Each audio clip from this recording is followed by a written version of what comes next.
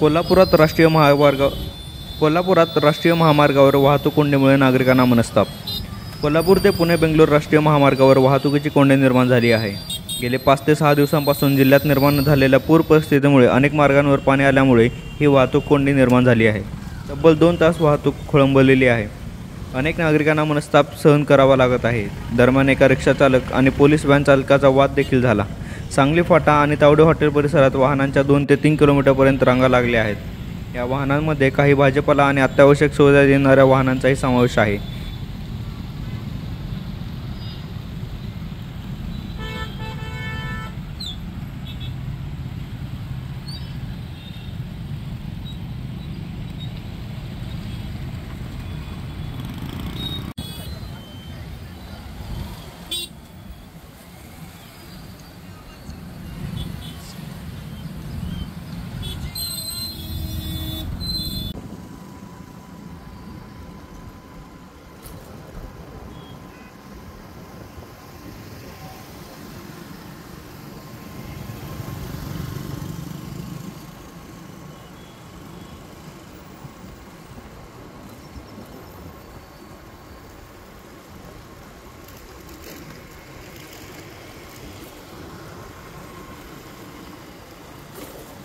लोकवृत्त news.